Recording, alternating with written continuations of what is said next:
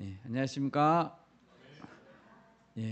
우리를 예배의 자리로 초대하여 주신 하나님을 찬양합니다. 아멘. 우리 좌우 옆 사람하고 이렇게 한번 인사하면 좋겠습니다. 오늘 수고 많으셨습니다. 오늘도 수고 많으셨습니다. 우리가 함께 모여서 예배하는 것이 우리의 복인 줄 믿습니다. 아멘. 우리는 복음이라는 단어를 자주 사용합니다. 복음을 전파해야 된다. 또 다른 복음은 없다. 나는 주와 복음을 위해서 산다. 여러 표현으로 복음이라는 단어를 사용합니다. 그런데 성경에서 이 복음에 대해서 가장 잘 정리하고 또 소개하고 있는 사람은 사도 바울인 것 같습니다. 사도 바울이라고 해도 과언이 아닙니다. 고린도전서 9장 23절에서 사도 바울은 이렇게 말했습니다. 내가 복음을 위하여 모든 것을 행함은 복음에 참여하고자 함이라. 복음을 위하여 모든 것을 하고 또 복음에 참여하고자 한다고 했습니다. 사도 바울은 복음을 위해 자기 인생과 목숨을 걸었던 자입니다. 오늘 말씀에서 바울은 로마에 있는 성도들에게 편지를 쓰면서 그 서두에 복음에 대해서 간략하게 요약하고 있습니다. 복음은 어디에서 시작된 것인가? 그리고 복음의 내용은 무엇인가? 간략하게 소개합니다. 오늘 설교의 제목은 복음이란입니다. 우리도 이 로마서를 공부하면서 복음에 대해서 잘 이해하고 새겨야 되겠습니다. 아멘. 복음은 무엇일까요? 첫째로 복음은 하나님이 선지자들을 통해서 성경에 미리 약속하신 것입니다. 2절을 보십시오. 이 복음은 하나님이 이렇게 시작합니다. 이 말씀에서 우리는 복음의 시작, 복음의 기원은 하나님이라는 것을 알 수 있습니다. 그래서 로마서 1장 1절에서도 하나님의 복음이라고 말했죠. 복음은 인간이 고안해낸 이야기가 아닙니다. 하나님이 시작한 계시이고 또 하나님이 충성된 자신의 종들에게 맡기신 것이 복음입니다. 불신자들은 하나님의 존재를 인정하지 않고 또 성경에 기록된 것이 인간이 지어낸 이야기라고 많이들 생각합니다. 마치 그리스 신화처럼 문학 작품이라고 이해하는 사람이 많습니다. 물론 성경에는 문학적인 요소가 있죠. 그런데 그렇다고 해서 성경은 문학 작품은 아닙니다. 그리스 신화를 쓴 사람은 그리스의 서사 시인인 호메로스라고 합니다. 그리스 신화는 인간의 창작물입니다. 그래서 그리스 신화에 나오는 신들은 너무나도 인간적이죠. 그렇지만 성경은 그런 인간의 창작 작품이 아닙니다. 인간의 철학이나 도덕을 담은 것도 아닙니다. 최초의 복음은 창세기 3장 15절이라고 합니다. 제가 읽겠습니다. 내가 너로 여자와 원수가 되게 하고 네 후손도 여자의 후손과 원수가 되게 하리니 여자의 후손은 네 머리를 상하게 할 것이요 너는 그의 발꿈치를 상하게 할 것이니라. 하나님이 뱀에게 하셨던 말씀이죠. 범죄한 최초의 인간인 아담에게 구원자인 여자의 후손을 보내시겠다고 약속하시고 또 반드시 구원해 내고야 말겠다는 하나님의 강한 의지가 담겨 있는 말씀입니다. 창세기 3장 15절이 최초의 복음이라고 할 수 있죠. 바울은 자신이 전하고 있는 이 복음이 유대 땅의 청년 랍비인 예수라는 사람으로부터 시작하는 것이 아니다라고 말하고 있습니다. 복음의 시작점은 하나님이십니다. 2절을 계속 보십시오. 하나님은 수많은 선지자들을 통해서 그 아들에 관하여 약속했습니다. 창세기 3장 15절 이후로 하나님은 여자의 후손이 오실 그때까지 계속해서 선지자들을 보내시고 그의 아들에 관해서 미리 약속하셨습니다. 선지자들은 구약 성경의 저자들을 가리킵니다. 모세 오경은 우리가 율법서 또는 토라라고 부르지만 모세도 자신을 선지자라고 불렀습니다. 신명기 18장 15절에서 이렇게 말합니다.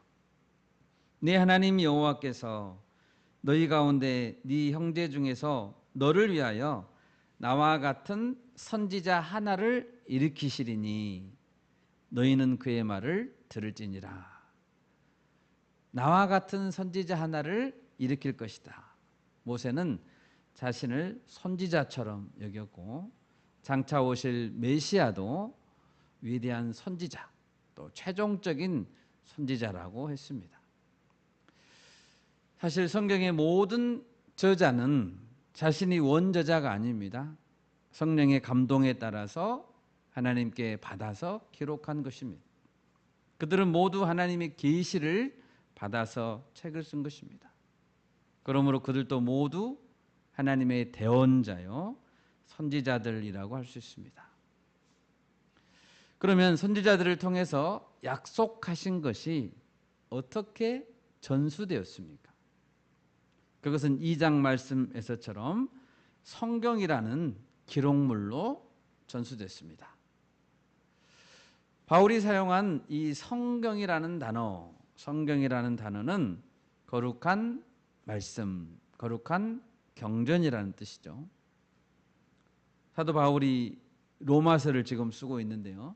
사도 바울이 로마서를 쓸 때는 신약 성경이 없었죠. 그러니까 여기서 성경이란 당연히 우리가 보는 구약 성경을 말합니다.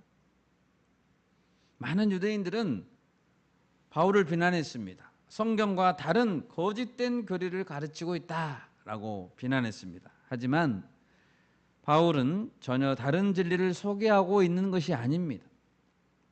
유대교 랍비들도 열심히 연구하고 암송하는 성경을 토대로 전하고 있는 것입니다. 예수님도 제자들에게 성경의 기록을 믿으라고 말씀했습니다.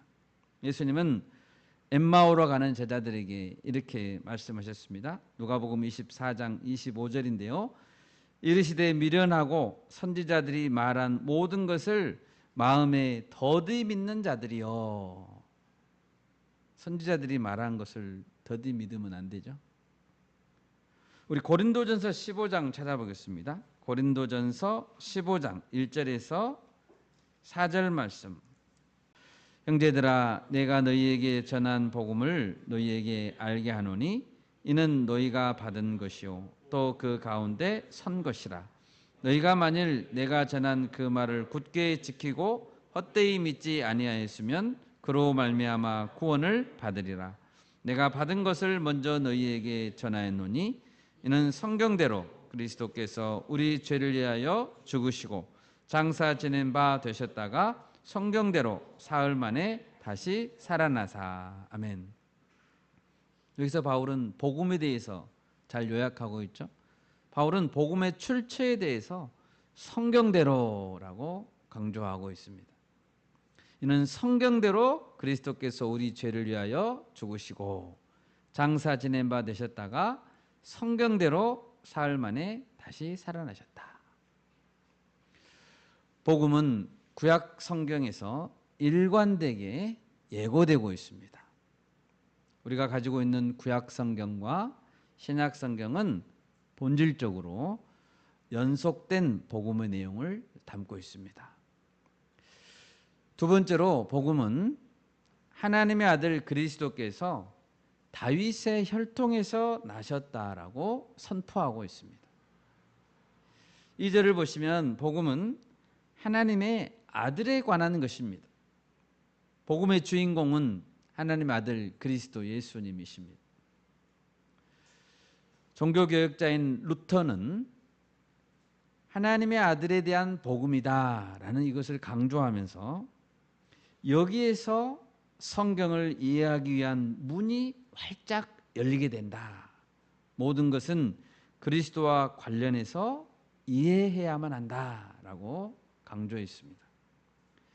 또 칼빈도 이 로마서 1장 2절을 주석하면서 이 구절은 성경 전체가 그리스도 안에 담겨 있다고 가르친다라고 했고, 이 구절은 누구라도 그리스도로부터 한 걸음이라도 물러난다면 그는 복음으로부터 멀어지는 것이라고 가르친다는 점에서 이 구절이 중요하다라고 강조했습니다. 하나님의 아들에 관한 복음. 그러면 사도 바울은 이제 그리스도에 대해서 어떤 내용을 설명하고 있습니까? 먼저 바울은 그리스도가 가진 인성을 설명하고 있습니다. 하나님이 하나님이시라면 하나님의 아들은 당연히 하나님이십니다. 그런데 그 하나님의 아들은 인성을 가지고 우리 가운데 태어나셨습니다. 구약의 선지자들의 예언이 성취되려면 그리스도는 다윗의 혈통에서 태어나야만 했죠. 다윗 언약도 그것이잖아요. 마태복음 1장 예수님의 족보를 보면 예수님은 분명히 다윗의 혈통에서 이스라엘 사람으로 유다 지파에서 태어났습니다. 그러면 하나님의 아들이 육신을 입으셔야만 했던 이유는 무엇일까요? 왜 육신을 입으셔야만 했죠? 그것은 타락한 죄인을 구원하기 위한 자기 희생이었습니다. 온전한 구원자가 되기 위해서는 타락한 인류와 하나가 되어야 했습니다. 사람의 연약함을 완전히 공감하셔야 했습니다.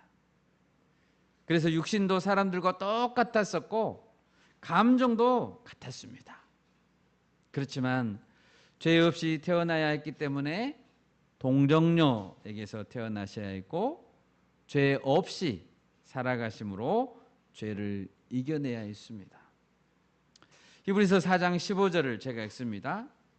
우리에게 있는 대제사장은 우리의 연약함을 동정하지 못하실 리가 아니요 모든 일에 우리와 똑같이 시험을 받으신 이로되 죄는 없으시니라.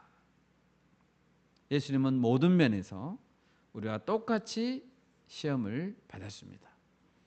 자신이 시험을 받으셨기 때문에 우리들이 당하는 고통을 이해하시며 도우실 수 있는 것입니다. 그리스도는 인류의 대표로서 하나님께 순종하기 위해서 그리고 대속 제물이 되시기 위해서 완전한 인성이 필요했던 것입니다. 이 세상의 어떤 신들도 자기 자신의 특권을 다 내려놓고 피조물을 위해서 희생하는 신은 없습니다. 예수님은 자신이 가진 모든 특권을 내려놓으셨습니다. 하나님과 동등하신 하나님의 본체시라고 했죠.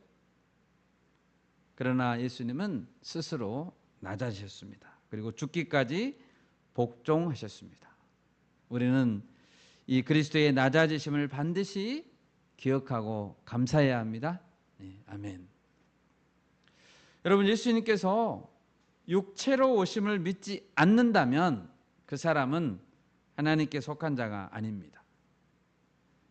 요한일서 4장 2절과 3절을 같이 읽어볼까요?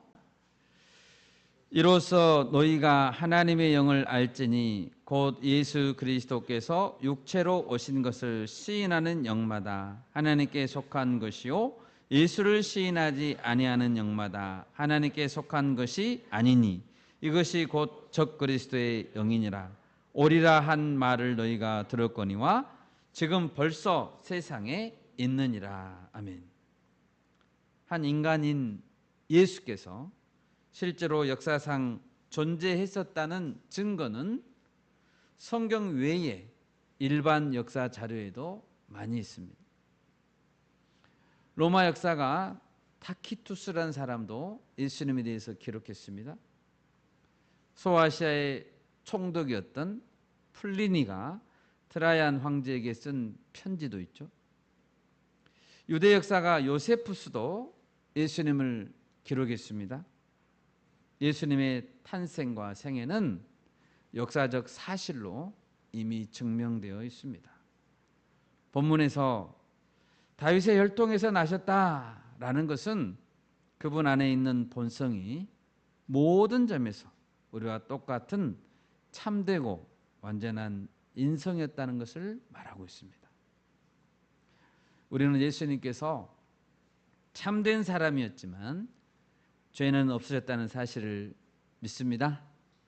아멘. 또한 예수님께서 육체를 입으신 것이 육체의 생각과 사람의 뜻으로 말미암은 것이 아니라 하나님께 대한 순종임을 믿습니다. 성부 하나님은 아들을 세상에 보내셨고 성자 하나님은 성부의 뜻에 복종하셨습니다. 마지막 셋째로 복음은 그리스도께서 선결의 영으로는 죽은 자들 가운데서 부활하사 능력으로 하나님의 아들로 선포되셨다는 것을 의미합니다. 먼저 그리스도는 완전히 죽으셨습니다.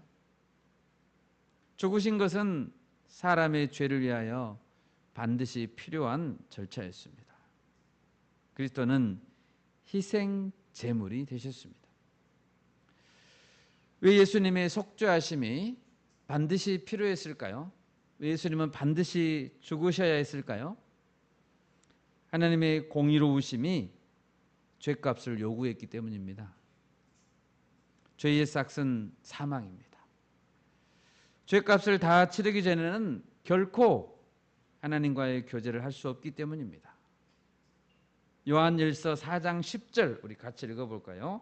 요한일서 4장 10절입니다.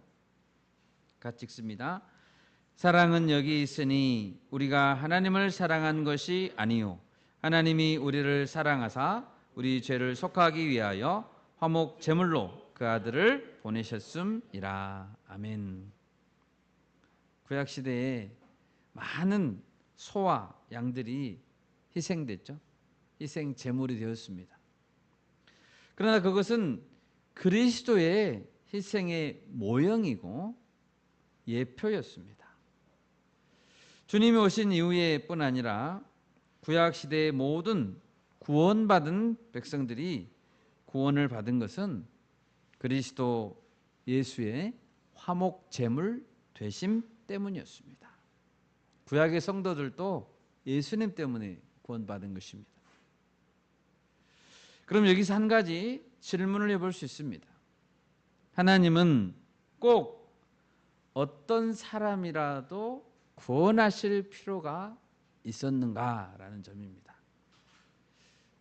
예수님은 꼭 구원을 하셨어야만 했나요? 하나님은 굳이 아들까지 보내서 반드시 우리를 구원해야 될 필요가 있었을까요? 반드시 구원해야 될 책임이 하나님께 있습니까? 그렇지 않습니다. 하나님은 죄인을 구원할 책임이 없습니다. 타락한 천사들은 하나님이 내버려 두셨죠. 타락한 천사들을 내버려 두는 것처럼 죄인들 중에 아무도 구원하지 않아도 어느 누구도 하나님을 비난할 수 없습니다. 하나님은 아무도 택하지 않을 수도 있습니다. 그러나 하나님은 사랑하셨기 때문에 일부는 구원하시기로 작정하셨습니다. 그러므로 구원은 오직 은혜인 것입니다. 4절을 보십시오. 성결의 영으로는 죽은 자들 가운데서 부활하사 능력으로 하나님의 아들로 선포되셨으니 곧 우리 주 예수 그리스도시니라. 여기서 성결의 영으로는 이라는 말씀이 어떤 의미일까요?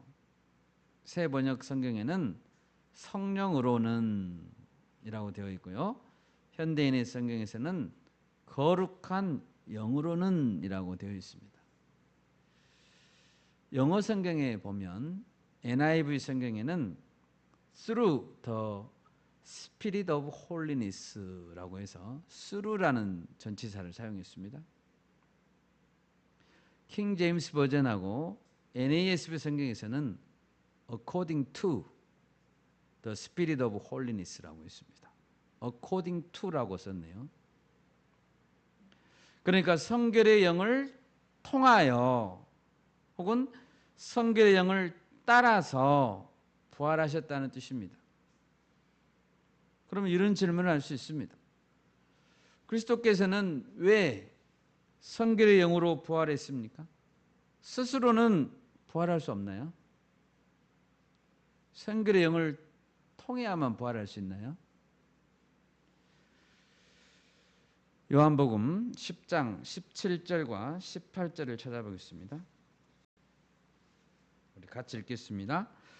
내가 내 목숨을 버리는 것은 그것을 내가 다시 얻기 위함이니 이로 말미암아 아버지께서 나를 사랑하시느니라.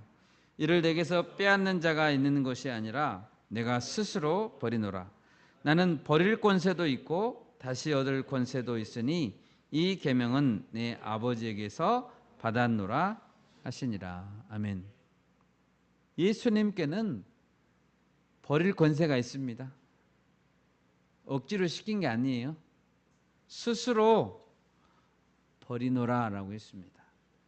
또 예수님은 다시 얻을 권세도 있습니까? 없습니까? 있습니다.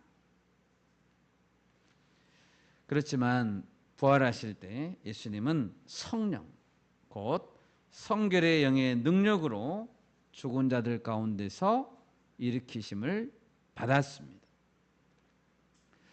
그리스도께서 이 땅에 오실 때에도 성령의 잉태하심으로 잉태됐죠. 부활하실 때에도 성령으로 부활하셨습니다. 예수님의 모든 사역은 성령에 순종하는 일이었습니다. 세례를 받으실 때 예수님이 공생애를 시작하시면서 세례 요한에게 요단강에서 세례를 받았죠. 세례를 받으실 때 성령께서 그분 위에 비둘기처럼 임하셨다고 했습니다. 그리고 세례 받은 직후에 어디로 가셨습니까? 광야로 갔습니다. 광야로 가실 때 성령의 이끄심에 순종했습니다. 성령께서 광야로 끌고 가신 거예요. 성령께 순종함으로써 예수님의 사역은 시작되었고 진행됐습니다. 예수님의 모든 사역은 성령께서 전적으로 다스리시고 능력을 주시는 사역이었습니다. 그래서 예수님은 자신을 의도적으로 거부하는 행위를 성령을 모독하는 행위라고 규정했습니다. 또한 예수 그리스도의 모든 사역은 성부 하나님께 순종하는 사역이었습니다. 겟세마네 동산에서 기도하실 때 어떻게 기도했습니까? 내 아버지여, 만일 할만하시거든 이 잔을 내게서 지나가게 하옵소서. 그러나 나의 원대로 마시옵고 아버지의 원대로 하옵소서라고 했죠. 성부 하나님께 순종했습니다. 동등하신 하나님이신데. 나중에 심판하실 때에도 예수님은 자기의 뜻대로 하지 않으시고 아버지의 뜻대로 하실 것입니다.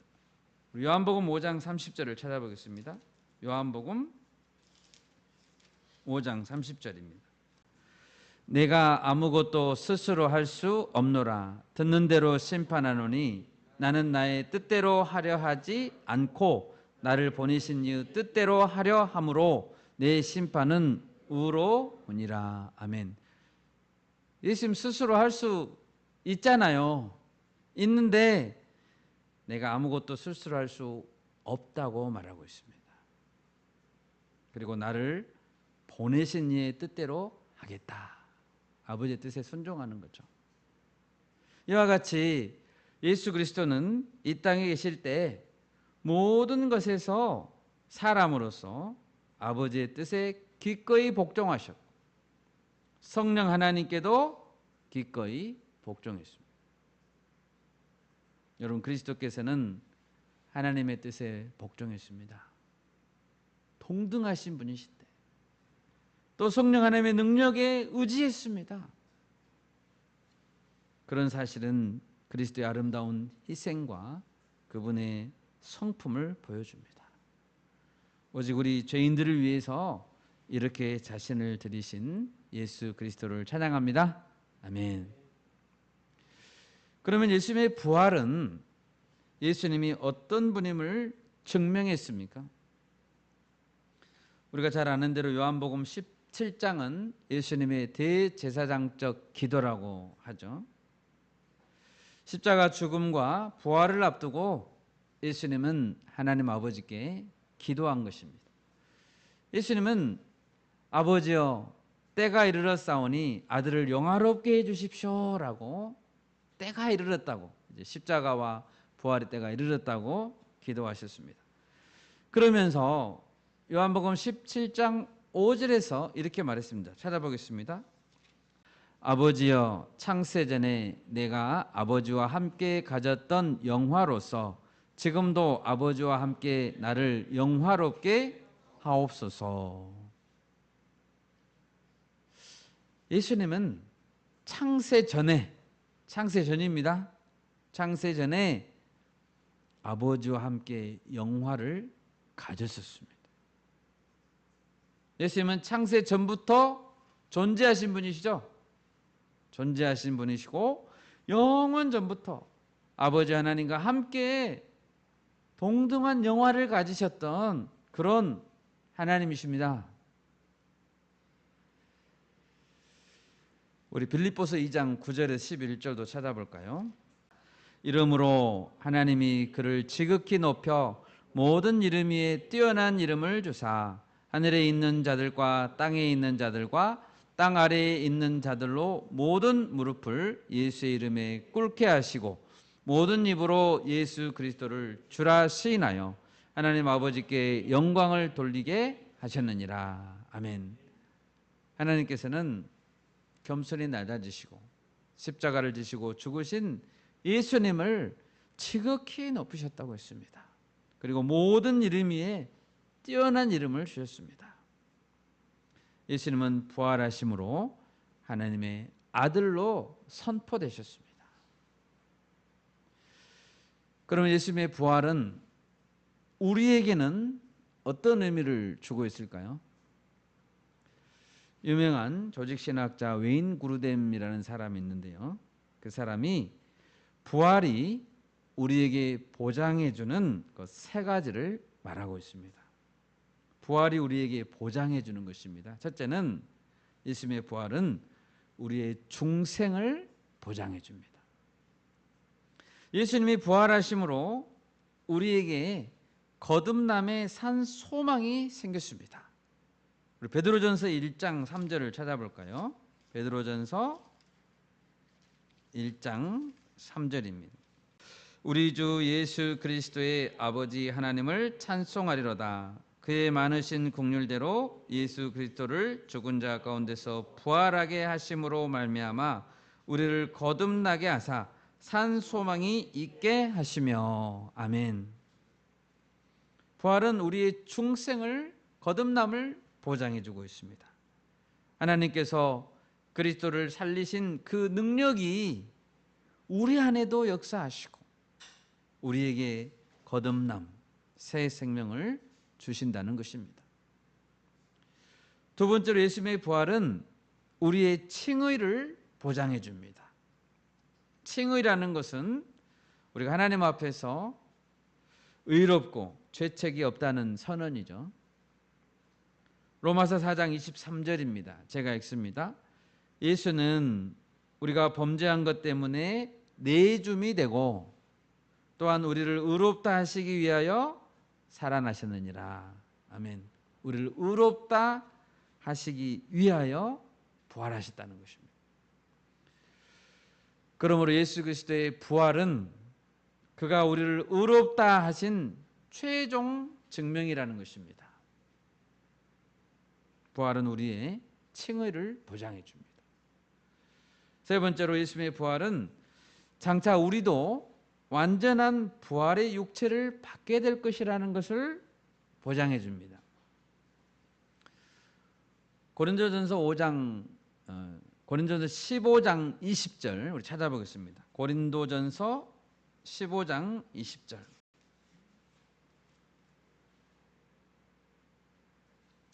20절과 21절 같이 읽습니다. 고린도전서 15장 20절과 21절 같이 읽겠습니다. 그러나 이제 그리스도께서 죽은 자 가운데서 다시 살아나사 잠자는 자들의 첫 열매가 되셨도다. 사망이 한 사람으로 말미암았으니 죽은 자의 부활도 한 사람으로 말미암는도다. 아멘. 수학에서 우리가 추수 때 거두는 수학에서 첫 열매는 다음에 나타날 열매들이 어떤 열매인가를 알게 해줍니다. 첫 열매가 나왔으면 이제 계속 두 번째 열매가 나오겠죠. 성도들은 첫 열매이신 그리스도를 따라서 부활하신 그리스도가 가졌던 그 육체를 갖게 될 것입니다. 예수님이 부활하신 이후에 육체를 갖고 부활하셨잖아요. 생선 도막도 먹고 손도 만져봐라고 했고 그랬죠. 이처럼 성도들의 육체도 썩지 않을 육체가 될 것입니다. 아멘. 예수님의 부활은 그것을 우리에게 보장해 줍니다. 그러면 죽은 자들 가운데서 부활하사 성령 능력으로 하나님의 아들로 선포되셨다라고 하셨는데, 이 말에서 우리 한 가지 오해하지 말아야 될 것이 있습니다. 그러면 부활하사 능력으로 하나님의 아들로 선포되셨으니까 부활하기 전에는 하나님의 아들이 아닌가 하는 것입니다. 부활하셨기 때문에 그리스도가 되셨다는 의미가 아닙니다.